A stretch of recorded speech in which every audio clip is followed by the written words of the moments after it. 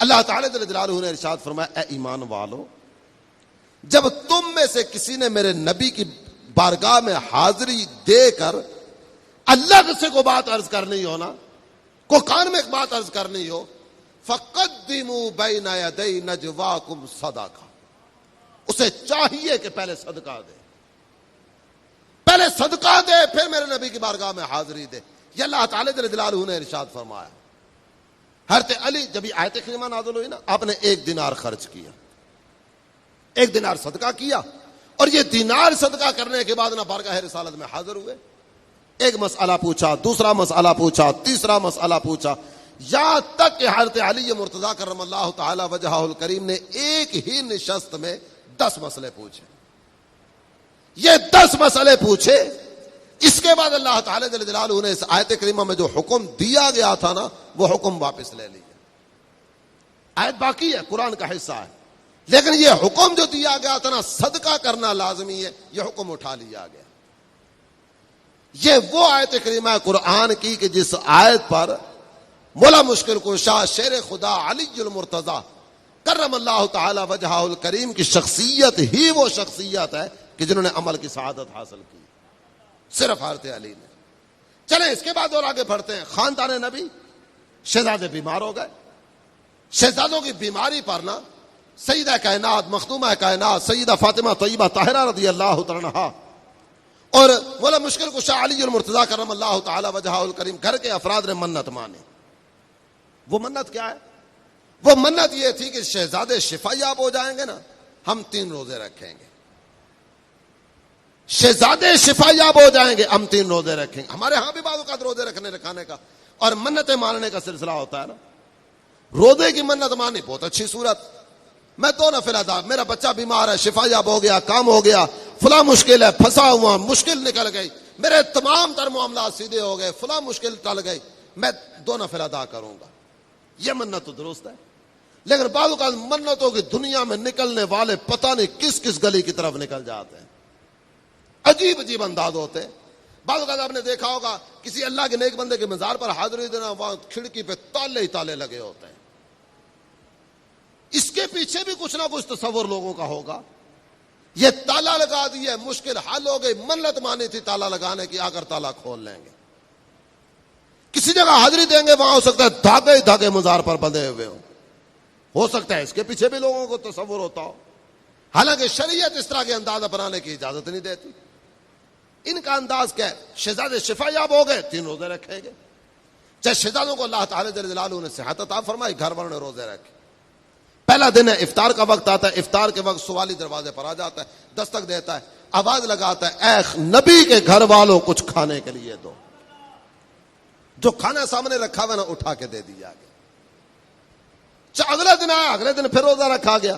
افطاری کا وقت آتا ہے، افطاری کے وقت دوبارہ جو ہی دسترخوان سجتا ہے نا، دروازے پر پھر آواز لگتی ہے، اے نبی کے گھر والوں، سوالی ہوں، بھوکا ہوں، کھانے کی طلب ہے، مجھے کھانے کے لیے کچھ دو۔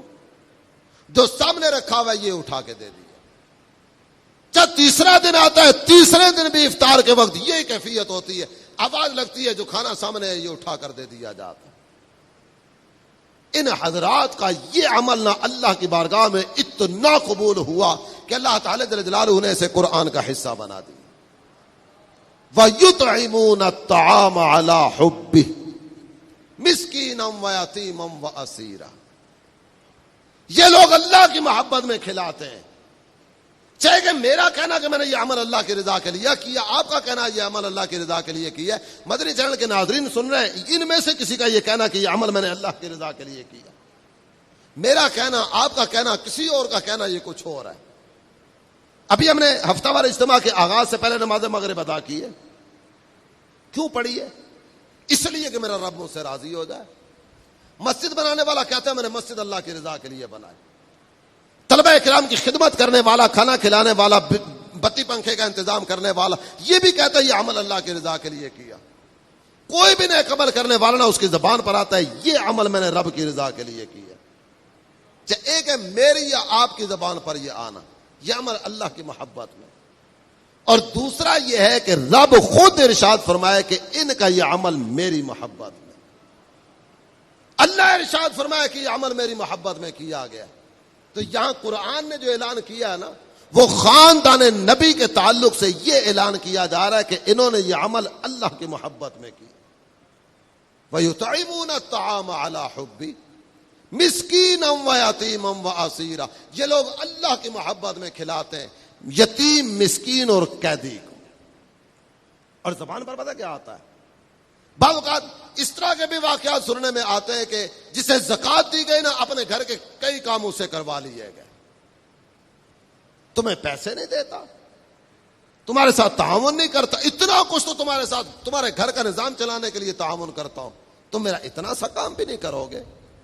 جب وہ تعاون کیا تھا وہ زکات کی رقم اٹھا کے دی تھی، اس کے علاوہ کچھ بھی نہیں. زکات کی رقم دی، اپنے 4 کاموں سے نکلوا لیے. لیکن ان حضرات کا انداز کیا ہے؟ قرآن ان کا جملہ کوڈ کرتے ہوئے ارشاد فرماتا ہے، یہ کہتے ہیں انما نطعمکم لوجہ اللہ. ہم نے جو تمہیں کھانا کھلایا نا، یہ ہم جو کھانا کھلاتے ہیں لوجہ اللہ، یہ صرف اللہ تعالی جل جلالہ کی رضا کے لیے. لا نريد منکم جزاء ولا شکورا. ہمیں تو اس کا کوئی بدلہ نہیں چاہیے، ہم تم سے کسی بدلے کے طالب نہیں ہیں، اور ہم تو یہ بھی پسند نہیں کرتے کہ تمہاری زبان پر شکریہ کے لفظ بھی آئیں. یہ ہے نبی کے گھر والے. سیدہ کائنات کون ہے؟ سیدہ کائنات وہ عظیم شخصیت کہ جن کے بارے میں میرے آقا فرماتے ہیں فاطمہ تو بدعۃ منی، فاطمہ میرے جگر کا ٹکڑا. فاطمہ تو سیدۃ نساء اہل الجنہ. یہ وہ ہیں کہ جن کے بارے میں ان کا رب ارشاد ان کے آقا ارشاد فرماتے ہیں، اللہ کے پیارے حبیب صلی اللہ تعالی علیہ وسلم نے ارشاد فرمایا کہ فاطمہ جنتی عورتوں کی سردار ہے. اور امام حسن، امام حسین، الحسن والحسین سیدہ شباب اہل الجنہ. امام حسن یہ بھی جنتی نوجوانوں کے سردار، اور امام حسین یہ بھی جنتی نوجوانوں کے سردار. اور میرے آقا صلی اللہ تعالی علیہ وآلہ وسلم نے ان کے بارے میں مزید کیا کیا باتیں ارشاد فرمائی. یہ وقت اتنی وسعت اپنے اندر نہیں رکھتا کہ ان کے فضائل اور ان کے کمالات کا احاطہ کیا جا سکے، لیکن صرف توجہ دلانے کے لیے 2 باتیں عرض کر رہا ہوں. اپنے بچوں میں بیٹھ کر ان چیزوں کا تذکرہ کیجئے نا، انہیں بتائیے نا حضرات کا مقام و مرتبہ کیا ہے، میرے آقا کس انداز میں ان سے محبت کیا کرتے ہیں. میرے حضور ارشاد فرماتے ہیں ہما ریحانتاج من الدنیا، میرے یہ دونوں شہزادے دنیا میں میرے 2 پھول ہیں. امیر اہل سنت کہتے ہیں عطار کو بلا کے مدینے میں 2 بکی، 2 پھول کے تو فیل ہوں پورے سوال دو.